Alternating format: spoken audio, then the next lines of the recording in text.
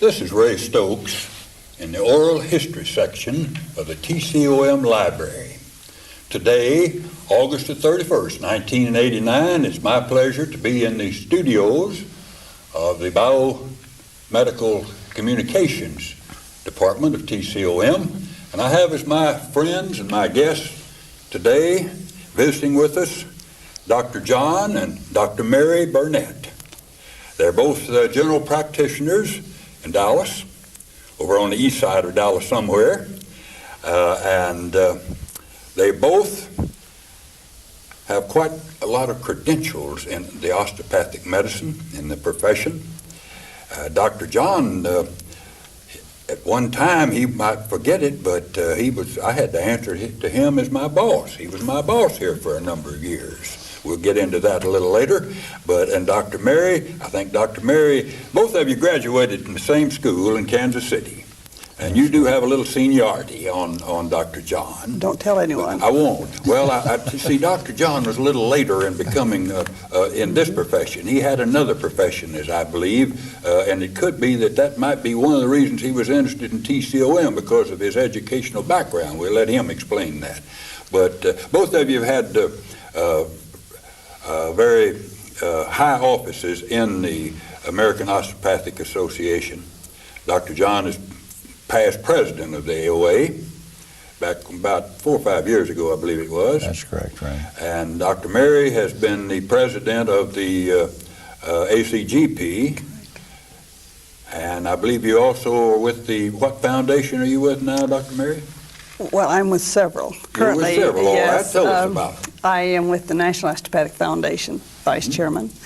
I'm vice chairman of the Dr. Sam and Morel Sparks Foundation, which is from the Dallas area, their hospital they started. Okay, well, let's digress just a minute now in talking about Dr. Sam. You know, those are two persons that I would certainly love to have interviewed before they passed away.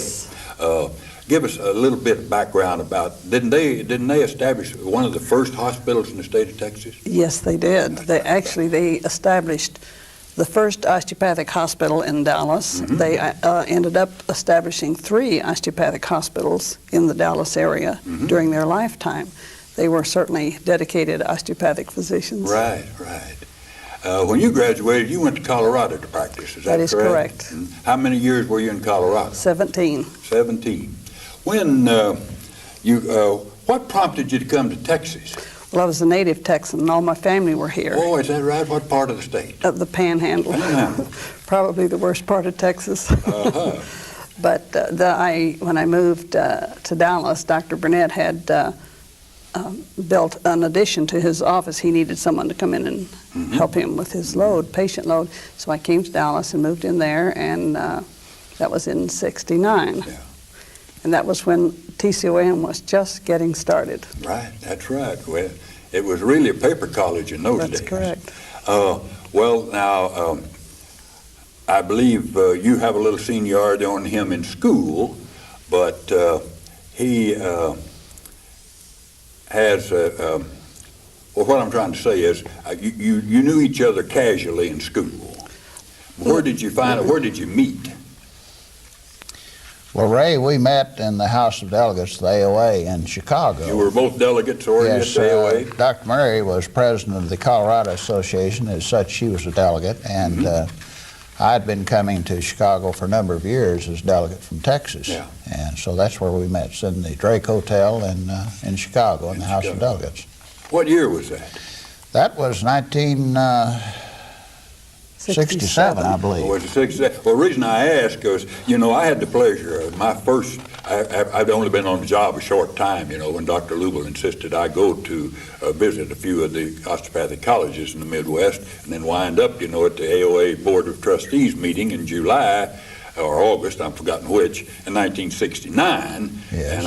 And we were meeting at the Drake. I guess you had all your meetings at the Drake That's at that correct. time. That's yeah, correct. I see.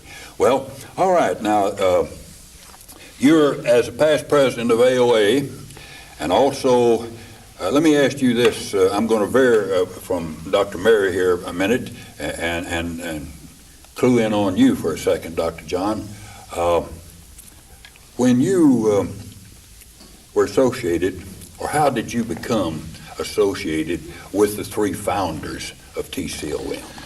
Well, back in the early 60s, I became quite active in organizational affairs with the Texas Osteopathic Medical Association. What year were you the president? I was the president in 1965. Uh-huh. And at that time, I appointed a committee to establish the feasibility of an osteopathic college in Texas. I see. And appointed Dr. Lubel as chairman, and with him was Dr. Walters Russell and Dr. Stewart. And which Stewart is that? that was Dr. Nat Stewart, Grand Prairie. And Dr. Lubel, shortly thereafter, he and the late Dr. Danny Byer and Dr. Carl Everett had Abe Herman, who was legal counsel for the Fort Worth Star-Telegram, to go to the Secretary of State and for $300 obtain a charter for a medical school. It was quite broad. And so as a result, why Dr. Lubel asked me to serve on the executive committee of the Texas College in 1966, back, as you said, when it was still a paper school. Right. We went to the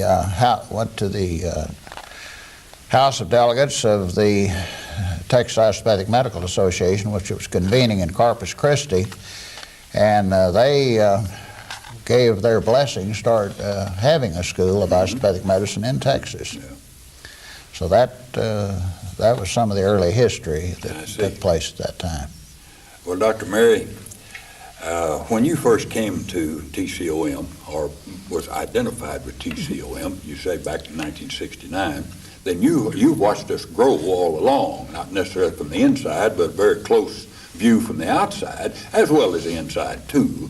Of course, never having served directly on the board, right, but you have been a very close a friend and certainly been identified with our growth. What is your impression of what we've done we're almost 20 years old. We will be here very shortly. Just tell us what your opinion is of what we have been, where we are, and where you think we're going. To use a overused term, we've come a long way, baby. Yeah, right. I am ecstatic with pride over this school. Mm-hmm. I remember when we started in the house on Madison, they put a laboratory, a special laboratory on the second floor. Right. And I remember the Fort Worth Osteopathic Hospital, 5th floor, I believe it was just a shell. Correct. There were no divisions or anything up there. So from that day to this, we certainly all can express tremendous pride in this school, in the leadership. The quality of students that you turn out is just superb. I happen to be the DME of our hospital, and we have one of your students there now, a superb young man. Mm-hmm. Just thrilled with him. And so I think the whole profession can have an awful lot of pride in this school. Yeah. Well, I'm glad to hear that. I know Dr. John is, because he takes great pride in its development and its growth. Certainly do, Ray. Dr. John, when, I think I referred to this a moment ago, possibly your background in education might have had some reason for your interest in identifying with the founders. Well, Ray, I was a classroom teacher here in Fort Worth before going to Kansas City. Where did you teach? What part of town? I taught at the Diamond Hill High School over on Northeast 28th Street. Mm-hmm. And I taught English and journalism. Journalism? Well, it was more years ago than I'd like to recall now, but it was a great experience. Yeah. And yes, that I think would partially explain why I was certainly interested. I also have always felt that I had a great debt to the osteopathic profession for what it's done for me. It's been very good to me, and if in some small manner, some way that I could pay that back, I certainly wanted to do that by participating in anything that would promote our profession. It just occurred to me, I believe you had something in common with our first dean, Dr. Henry B. Hart. Yes, Dr. Hart was my chemistry professor in TCU in the summer of 1946 when we used to have classes out on the lawn. That was his first year there. That's right. It was, in fact, it was so warm in the building that we'd get out and they used to have the big bombers from Carswell would be floating over, and I think we'd listen to Dr. Hart for a while, and then we'd look at the bomber for a while. But he was certainly a great man, a great instructor, and one of the people that I considered to be responsible for the school being here today. Can you tell me a little bit about some of the behind-the-scene activities that may have occurred during the time that we were seeking our provisional accreditation? I believe the date was July the 9th, 1970, in Atlanta, Georgia. Yes, well, I recall Dr. Lubel went before the AOA board and requested a grant of $30,000 for, as he termed it, walking around money. And the AOA board certainly made that grant at that time. And in essence, they were putting their stamp of approval on having a school in Texas. And along about the same time, I recall one night that we had a secret meeting with Dr. Jitter Nolan, who was then president of North Texas State University in Dallas. I'm going to allude to that in a moment. Go ahead. And the next day, Dr. Hart, Dr. Nobles, and Dr. Lubel and I went to his office in Denton. Now, who is Dr. Nobles? Dr. Nobles is a past president of the Texas Osteopathic Medical Association. He was a Denton practitioner. Is that Robert Nobles? Yes, Robert Nobles. And signed a contract for contract education with North Texas for the basic science years. And after that, we notified the Texas Osteopathic Medical Association of what had taken place.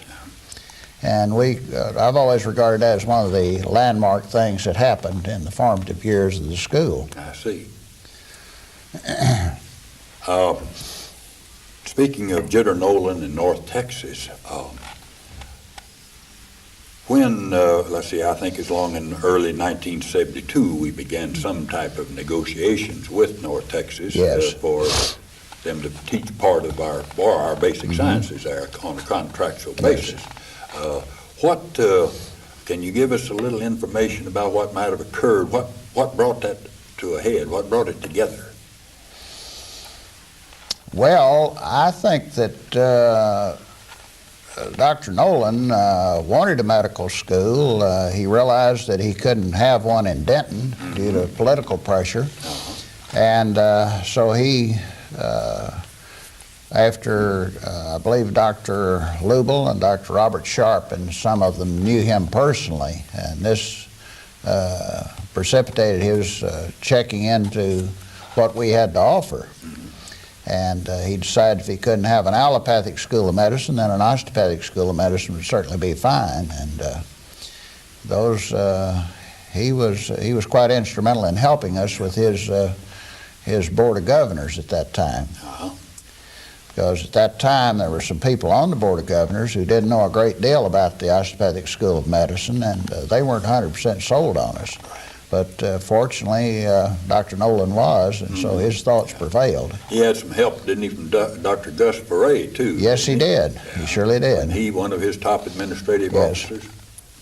I might also say that back in those early formative years, our first employee was a gentleman by the name of Ray Stokes. Oh, my goodness. And Ray had a great deal of enthusiasm for this school, and he stumped the state and was talking to a lot of DOs for our bootstrap operation for donations, and he was quite successful. So I'd certainly place him in the class along with Dr. Hart and Dr. Lubel as being You're very kind, Dr. instrumental in getting this school going.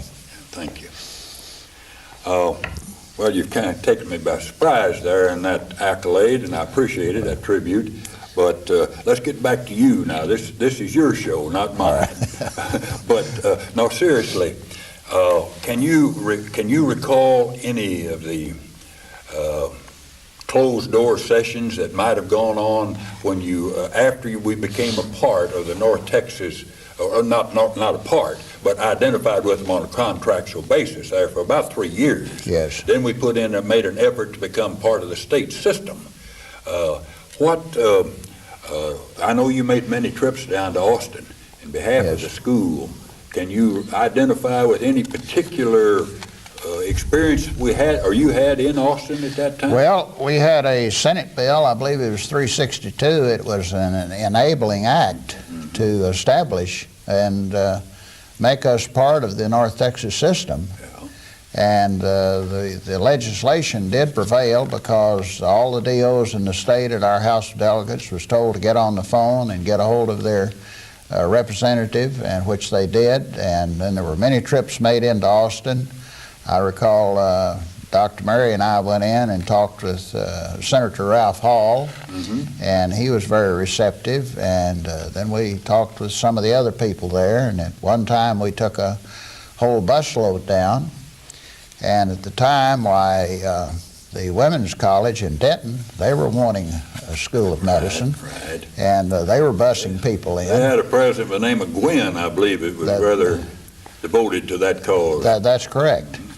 So things were a little bit unstable in those days. We weren't for sure that we were going to get everything that we asked for. In fact, the statement was made a number of years later, I believe, by Dr. Lubel, that if he had known as much in 1968 as he did in 1975, that he wouldn't have had the nerve to try to start a school. That's right. So, but fortunately, everything worked out in our favor. Yeah, right. Let's see, that was about the 16th of May, wasn't it, in 1975, that the governor signed the bill that made us part of the North Texas. That's correct. And then you had, I believe it was a hot day. I believe it's well, it would be, how many, 1975, 14 years ago. Now this is 89. What is 75 to 89? That's 14 right. years? That's all right, correct. it's 14 years ago today, August the 31st, that we had a party, I think it was, up in the one of the local clubs here in town. I recall that. Then the next day, which would be tomorrow, yes, well, you had your joint meeting of the board of TCOM, board of directors you were called, right, and then the board of regents at North Texas State at that time. That's right. Met right out here at Clifton Street, right up next door to the where we had our what we called our central clinic at that time. It later became the medical examiner's office. We had a ribbon cutting ceremony, and it dissolved the TCOM board at that time. Right, and turned it over to right out there in the street, really, That's right. And I never will forget. And then you went up to the cafeteria, what I'm trying to say, and had lunch at the Fort Worth Osteopathic Hospital. That's correct. With the joint meetings. Yes. Well, now, all right, we've got you've covered a lot of space here in a short period of time, but can you give me one particular event or development that you feel that was really responsible for our becoming a medical college? Well, Ray, I think we can go back to the meeting that we had that night in Dallas with Dr. Jitter Nolan and getting contract education. I think that was number one. I think the next thing would be the enabling legislation that was passed due to the efforts of the DOs all over the state. But I think the number one thing was the meeting with Dr. Nolan and the signing of the contract the next morning. You know, I don't disagree with you, but I wonder where would you put the occasion that occurred about the middle of June, 15th of June, 1970. It made it possible for us to really, I guess, get a provisional accreditation from the AOA by virtue of a gift that we were given. Don't you think that had something to do with our becoming established? Was that, you'll have to refresh my memory, was that the Maybe Foundation? No, they helped us later on. No, I'm referring to the 50 acres of land that Tommy and his father Vandergriff and Carlisle Craven gave us. Right. In other words, in my thinking, as just pure outsider, I'm not exactly an outsider, but I mean, not having privy to everything that developed or occurred, but to me, that would be one of the strong points that made it possible for us to open. Well, it definitely was. Because we had some assets, didn't we, at that time? Otherwise, we might have not gotten what the AOA gave us. That's true. Yeah. That's certainly true. I wasn't trying to contradict you, Yes. because what you Well, said. I think what you're saying is absolutely right. That was one of the landmark occasions back Because it made it possible. We had something. Yes. We had something, although we couldn't do anything with it, except build on it there, but Right. that's why we don't have it today. That's correct. But that's, of course, another story. Well, tell me, after we became part of the state system, what was your particular role? What were you doing after the board of directors? Did you stay active in the association with the school? Not really. After it was taken over and became a part of the North Texas system, I think some of the others shared our opinion that they probably weren't too interested in hearing from a lot of the old heads. We were certainly interested in what was going on, but we were no longer active after our board was dissolved. Yeah. Then you became rather active in AOA activities too. Yes, I served many years on the AOA board as a trustee, and then I was president. I was on the Texas State Board of Medical Examiners for several years. Right. And that took a lot of time in Austin. What years do you recall? I was there from 85 to 87. I see. Well, that's not too far back. That's right. That's right. Well, tell me, let's jump over now to the fair sex for a moment. All right. Dr. Mary, we mentioned some of the titles that you've been able to fulfill and to maintain in your years as a professional person in the osteopathic realm. Besides what you've already mentioned, what other chores are you, besides being a good GP over in Dallas, what do you do? Well, my husband says I'm a full-time volunteer. Full-time volunteer. Well, I have a real strong feeling of obligation to this profession. It's been awfully good to me. It educated me and gave me the opportunity that I probably would not have experienced in any other profession. And as such, I have been able to serve in many capacities and meet many of the DOs across the United States, in addition to people that aren't in our profession, and this has been a wonderful opportunity. I believe John mentioned that I had served as president of the Colorado Osteopathic Association. Right.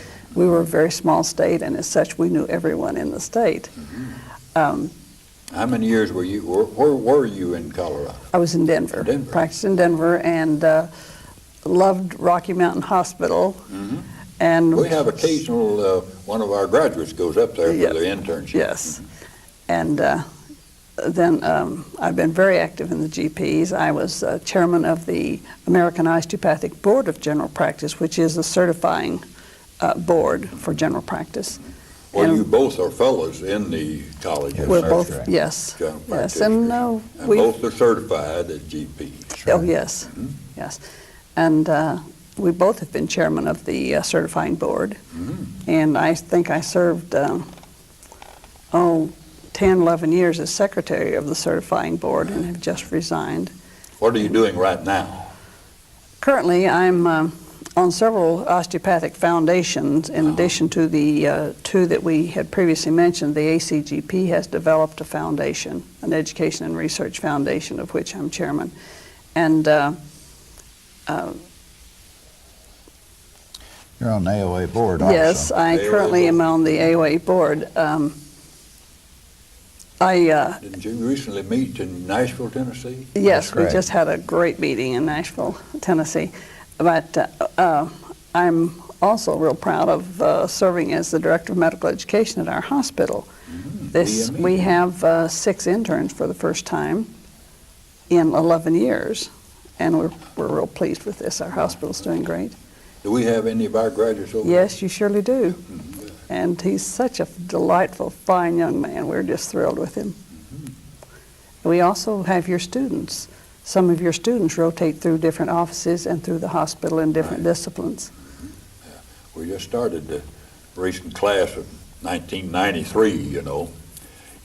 While we're just sharing here our discussion together, and you were kind enough to offer me some undeserved praise just a moment ago, I'm It's not, well, I guess it's almost set in concrete now.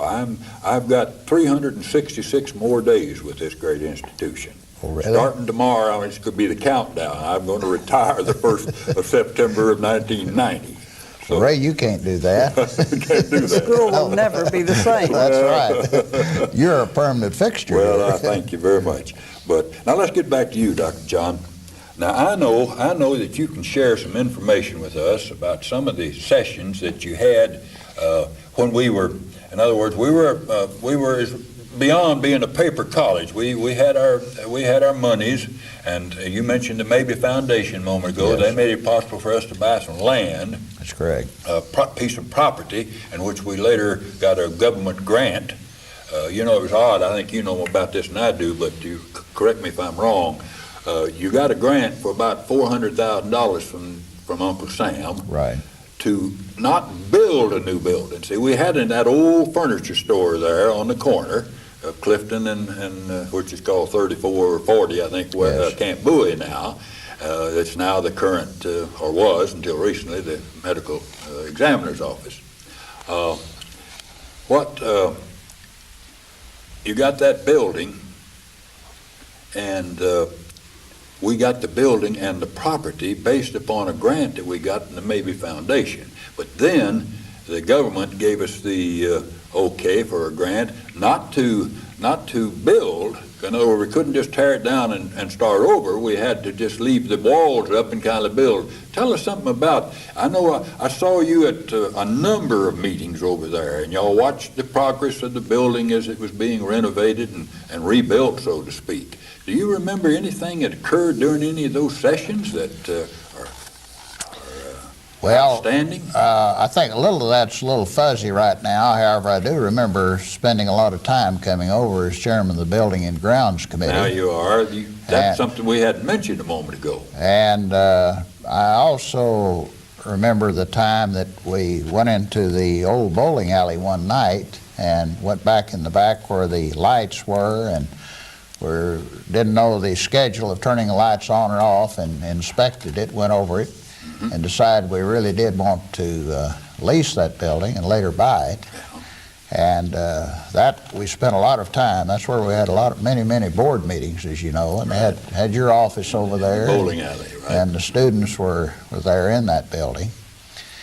And the next major acquisition, I believe, was the hotel just immediately adjacent to that. Right, just west of there. Yes, and that old hotel had a lot of interesting history too. And from that, we went down to the next corner where the bank building had been. And that was acquired. I believe that's one you had reference to, that with the $400,000 from the government. Well, no, that was across the street there. The medical examiner's building. Oh yeah, sure. See, that's where we got about $400,000, I believe. Right. The reason I say that, I think I had the distinction long about that time of wearing another hat called business manager. Yes. So I remember some of that. But well, I was just wondering if there wasn't some highlight of meetings that you had, I know some of you met on occasions out at the Colonial Country Club, trying to figure out certain moves or certain things that you could do as far as accumulating enough money to meet the next payroll or whatnot. You recall any experience that you had in that? Well, of course, money was a big problem in those days. We were just living from month to month to meet the payroll, and that was primarily... But we did pay our bills, didn't we? Yes, we did. We surely did. We had good management. Well... and people such as yourself, you were there holding the purse strings and seeing that things progressed in a good manner. Back in the early days, I remember that we were interested also in recruiting the minorities so that we could keep our 501c3 rating. Right. And now that's an important factor right there. Yes. Yeah. And they wanted documentary evidence that we weren't just talking, we were really actively recruiting the minorities to come in. Right. And so those are some of the things that stand out in my memory. But the fact that just a small group of people could get together and ultimately come up with a fine school. As we look back, it seems like a dream now. Who would you think, besides we mentioned the Maybe Foundation a moment ago, what other foundations are you familiar with that came to our aid there in the beginning? Well, the Carter Foundation. They really put us in business, didn't they? They surely did. Their grants to help us with the leasing on the bowling alley, for example. That's correct. And I know Dr. Lubel and Mr. Harry Wurst had a lot of breakfast meetings with some of the leaders. Now, who is Harry Wurst? Well, Harry Wurst was one of the executives of a pant company, and he was on the board of directors back in those days. And we looked to Harry for his business acumen and guiding us on a lot of the acquisitions of property and so forth. I believe he was also 2 straight years president of the Chamber of Commerce. That's correct. At the time we were making some inroads to become more viable and more visible here in this He surely was. Yeah. And then when Dr. Henry Hart came along, of course, he had been on the Texas Anatomical Board, and he also, in recruiting PhDs, he spoke their language, and he was very instrumental in getting together a good basic science faculty, which was quite critical in those days. That's right. So we had a lot of good people working in our Did we get a little help from the Richardson Foundation, too? We surely did. That's correct. We surely did. I think they furnished pretty well enough to take care of some physiology and library equipment that we needed. That's true. Yeah. Do you recall any other experience that you had? I'm trying to build a little bit more of a dialogue, if I can, with you about some of your experiences that you had down in Austin. Well,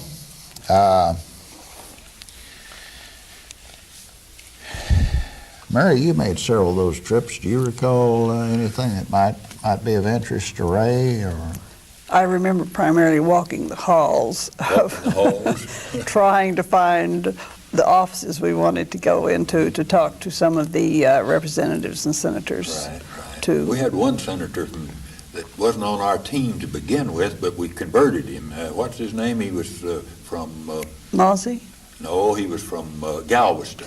He'd been there for years. His name slips my memory. But we had to convince him. I remember 1 or 2 committee meetings that I just happened to attend that were vitally important.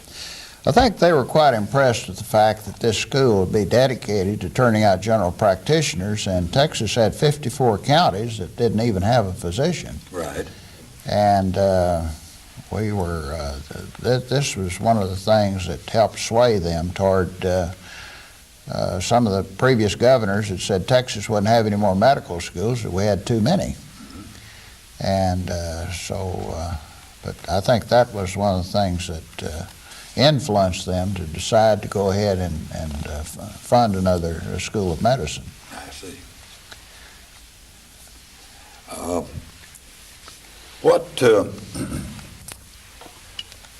If you had to pick out just one single thing, what would you say your greatest contribution to building this school has been?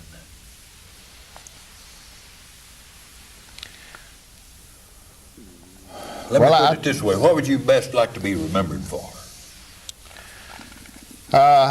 Well, as being one of the early founders of the Texas College of Osteopathic Medicine. You know, back early on, it wasn't very popular. We had some people that got up a petition that this school should never open. And we had meetings that I was extremely embarrassed one night when Dr. Hart came to Dallas, and several people got up and they just blasted the school, but good. Dios. I wouldn't want to mention any personalities, but we had 2 of them that are now, I think, have been associated on our faculty for years. That's correct. That's right. I recall. I happened to be at that meeting too, Dr. Yes. John. Right. I remember one night staying over here in the Fort Worth Osteopathic Hospital till about 10:30, discussing the school, and I told this gentleman that whether this school ever opened or survived or not, that if it went down, that it would be a mark against him too. Incidentally, he's a faculty member now too. And I drove 50 miles home that night through a heavy rain. I thought, you know, there must be something wrong with anyone that would spend time talking to someone about what I considered to be a real important thing for our profession. Yeah. But everything wasn't just smooth and rosy then, and you know yourself when you visited many DO's offices that you weren't welcomed with open arms when you went in. You know, every now and then I get out a little memento that I have. You know, we had several different financial campaigns for different times. Yes. I remember one that we had, it was, I forgot what, well, I know the purpose was to raise funds, but I don't remember just the details, except that I noticed that I got back in the mail, I got a little card wrapped around the card, not wrapped around the card, but the card was wrapped around a penny, 1 penny. And of course, I immediately tried. In those days, you could tell a little more where a letter came from than you can today. Yes. And at that time, we only had 5 DOs in Arlington. It came from Arlington. I couldn't imagine who that might have been. And anyhow, well, I have no idea. Well, I have an idea, but I certainly couldn't prove it. I wouldn't want to try, as far as that's concerned, sure. Because we've got some great friends over in Arlington Yes, now. we do. And we're certainly indebted to the, speaking of Arlington, don't you think we're indebted to the service that Dr. Bobby Smith gave us? Yes. The year that he was president. Yes, I do. Because he was really responsible for our getting the 50 acres of land, I would think. Right. Because of Yes. his contact that he had with Vandergrift. Mayor Vandergrift. Yes. Okay. I'm going to ask Mary, Dr. Mary, he was a little modest, and I can understand and expect that, but what would you think? You've known him now for a good many years. You've been married to him now for 15 or so. 20. 20, okay, fine.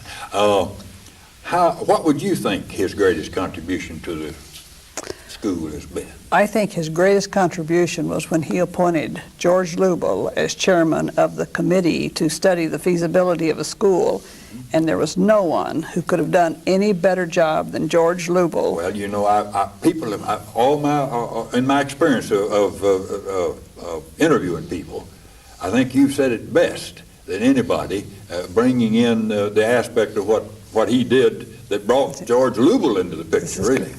And George took the bull by the horns and ran, and he is certainly the one single, if you had to pick out one single person that had really made this school go, and of course it couldn't be by one single person, many people are involved, but I would certainly give George Lubel credit for his ability to pursue, persevere, and just make this actually happen. Mm-hmm. Tell me, Dr. John, share some of your projected wisdom with us, your background with the National Association in the States, and in your own practice and so forth. And I know for the last few years you have witnessed what the school has done and is trying to do and so forth. What do you feel like the school, do we have any shortcomings? Do we have any, what am I trying to say, things in our favor? Compared to other see, there are 15 osteopathic colleges now. Yes. And you've visited them, I'm sure, all of them. Where can you put TCOM in that particular role of producing general practitioners in our profession? Well, Ray, I think that TCOM would certainly be in the upper 90%, both in turning out general practitioners and also in matriculating students who do well and taking the flex examination. The scores have gone up rather dramatically in the past 4 or 5 years. Right. And I think as one of the fairly new schools of osteopathic medicine, every year or so you can see a marked, decided improvement. On the medical board, I came here as a visitor several years ago on the medical school committee, and had an opportunity to be given a tour through, and also sitting on the medical board, we saw how the students' grades on taking the examination improved. So I think that TCOM has certainly, as time has gone on, has improved. They have an excellent faculty, and I think the mission here, and under the leadership of Drs. Richards and Zachary, the school is certainly going forward. And I would expect within the next very few years, this would probably be the most outstanding School of Osteopathic Medicine in the country. I know there's a research program going on here. I'm glad you mentioned that. Which I think is quite important. We certainly need more research. Dr. John Peckham heads what's known as CORE, I think it's called, the Center Yes. of Osteopathic Research and Education. Right. I think they're making great strides. Yes.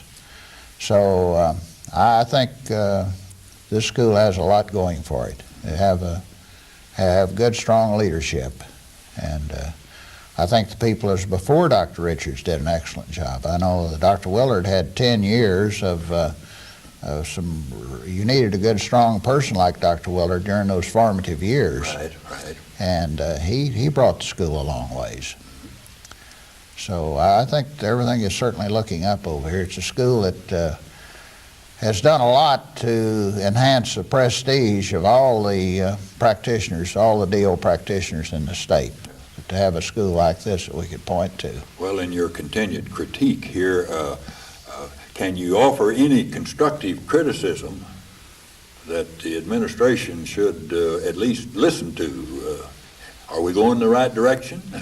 I think we are going in the right direction. I think the mission here is one of excellence.